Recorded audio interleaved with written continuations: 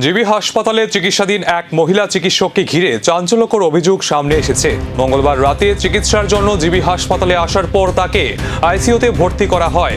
অভিযোগ, জিবির medical super হিসেবে কর্মরত তার স্বামীর হাতেই তিনি আক্রান্ত হয়েছেন। ঘটনার পর স্বামীর বিরুদ্ধে গুরুতর অভিযোগ তুলেছেন ওই মহিলা চিকিৎসক। ঠিক কি ঘটেছিল এবং কি কারণে এই পরিস্থিতি তৈরি হলো তা নিয়ে তৈরি হয়েছে একাধিক প্রশ্ন। ঘটনাকে ঘিরে হাসপাতাল চত্বরে চাঞ্চল্য ছড়িয়েছে। তবে অভিযোগের সত্যতা এবং ঘটনার প্রকৃত কারণ তদন্তের পরেই স্পষ্ট হবে। মানুষ রাগ করতেই পারে, সবকিছুই হতে পারে, দুজনের মধ্যে ঝগড়াও হতে পারে, কিন্তু অমানবিক আচরণ করা তো অমানসিক। তো মানার হুঁশ যার নেই সে তো মানুষ না। এরকম করে যদি মানে একজনকে মারে, আমরা তো কুকুরকেও মারি না, তো আর ওয়াইফকে তো মানে মানুষ তো ওয়াইফ তো আর মানুষ মারার মতো ইয়ে না, বস্তু বা জন্তু না।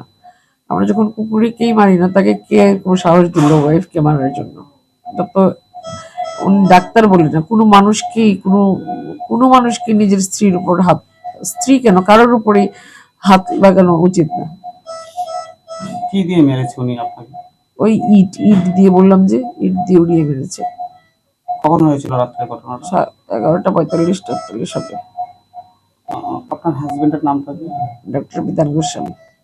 উনি এই হাসপাতালে কি হয়? এমএস।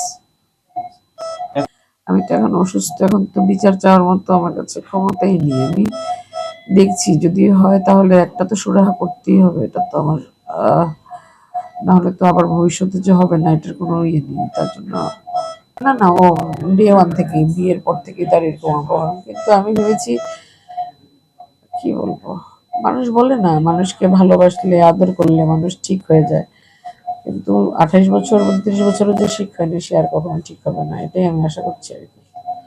সব সময় কতদিন ধরে এটা চলছিল? যতদিন থেকে বিয়ে হয়েছে। এই বিষয়ে কাউকে কোনো সময় জানিয়েছিলেন?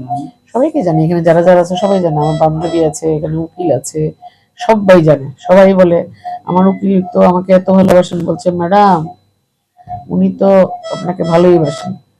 এটা বলে এর জন্য যে মানে যাতে এটা সুরাহা হয়ে যায়। কেউ তো আর ঝগড়াঝাটি চায় না, কিন্তু ওরাও ভালো করেই জানে যে চিকিৎসক স্থির অভিযোগ ঘিরে চাঞ্চল্য। ঘটনায় আসল সত্য জানতে এখন তদন্তের অপেক্ষা।